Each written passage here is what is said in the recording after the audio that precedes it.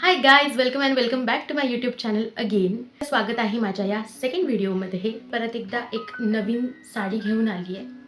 परत एकदा शॉपिंग केली आहे, मला ती तुम्हाला दाखवायची आहे. मी मकर संक्रांतीला सुद्धा नवीन साडी घेतली आणि काल मला एका एंगेजमेंटसाठी बाहेर जायचं होतं, तेव्हा सुद्धा मी नवीन साडी घेतली. म्हणजे तुम्हाला या गोष्टीवरून कळत असेलच असं साड्यांवरचं प्रेम किती आहे ते. ही ती साडी आहे. किती छान साडी आहे, तुम्ही बघा. मला या छोट्या बॉर्डर, ज्या साड्यांच्या अशा छोट्या बॉर्डर असतात ना, माहीत नाही तुम्हाला दिसतंय की नाही, छोट्या बॉर्डर असतात ना, मला अशा साड्या खूप आवडतात. आणि इट्स टू लाईट वेट.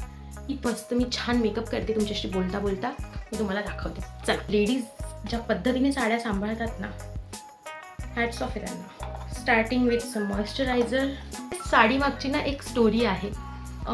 शॉपमध्ये साडी घ्यायला गेलेले, तिथे मला आवडलेल्या बऱ्यापैकी भरपूर साड्या तिने मला दाखवल्या. आधीच्या व्हिडिओमध्ये तुम्ही बघितलं असेल की मी मकर संक्रांतीला जो लुक केला आहे, ती साडी पण त्याच शॉपमधली होती आणि ही साडी घेण्यासाठी पण मी त्याच शॉपमध्ये गेलेली. असं झालं असतं ना की त्या शॉपमध्ये गेल्यानंतर तिथे एकतर भरपूर गर्दी होती, काय हे सो तिथे बसता चालू होता आणि त्यामध्ये मी माझी साडी, म्हणजे मी जी घेतलेली ती साडी मी पूर्ण ओपन करून नाही बघितली. पण खूप लेट होत होता. पटकन मला ती साडी आवडली आणि मी ती लगेच घेऊन गेली. आता पिको फॉलवाल्या मावशींचा कॉल येतो आणि त्या मला म्हणतात की तुझी ही जी नवीन साडी आहे घेतलेली ती आतून पूर्ण फॉल्टी आहे. ती पूर्ण फाटलेली होती.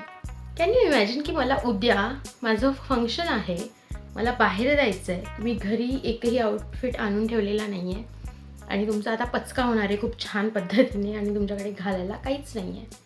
ते साडीवरचं ब्लाऊज वगैरे सगळं रेडी आहे, सगळ्या गोष्टी मी रेडी करून ठेवलेल्या आधीच. सो मी ती साडी घेतली. मी त्या दुकानदाराकडे गेले रिटर्न करण्यासाठी. साडी ऑनेस्टली स्पीकिंग खरंच खूप मस्त होती. इतकी सुंदर साडी होती, ह्याच कलरमध्ये होती.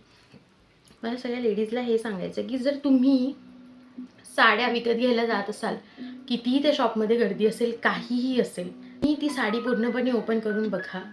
की ना मोस्ट ऑफ द टाईम काय होतं, गर्दी असल्यामुळे ना तिथले जे लोक असतात ना ते तुम्हाला फोर्स करतात की हां ही तुम्हाला खूप छान वाटते, हीच घेऊन टाका, हीच. कारण की गर्दीमध्ये इतकं कोणी नाही बघत, राईट. म्हणजे मी तरी नाही बघितलं इतकं. पण या साडीवर सुद्धा मला ब्लाऊज सापडत नव्हतं आणि पुण्याला ना FC रोडवरून मी हे ब्लाऊज घेतलं आहे, रेडीमेड ब्लाऊज. खूप छान वाटतं. बरं सारे कलर्स मी ॲक्च्युली घेतलेले, मी तुम्हाला दाखवेल पुढच्या एखाद्या व्हिडिओमध्ये. शिमरियर शिमर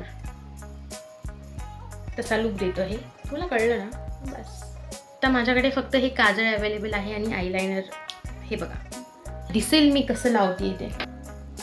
खूप जास्त मेकअप नाही करायचा आहे मला, खूप बेसिकच ठेवायचं आहे. Okay, so I am done with my eye makeup. मागचं सगळं तुम्ही अवॉइड करा हां प्लीज. आय एम कन्फ्यूज, कारण मला खूप जास्त डार्कर रेड कलर तर नाहीच जाणार ऑब्व्हियसली. हेच लावलेली आणि ह्या व्हिडिओमध्ये सुद्धा मी हीच लावते आहे. Okay, so I am done with my makeup नाव.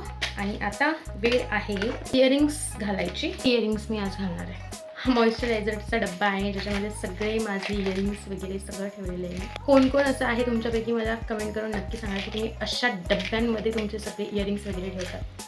डब्बा नाही आहे, आम्ही तर हेच यूज करतो. माझ्याकडे एक ऑक्सिडाइज नथ आहे, मी पटकन ती नथ घालते. या एका नथमुळे पूर्ण चेंज झाला, छान रेडी झाली आहे. आणि आता बँगल्स वगैरे तरी बाकी आहेत घालायच्या. सो मी एकदा बँगल्स वगैरे घालते आणि पूर्ण लुक तुम्हाला दाखवते.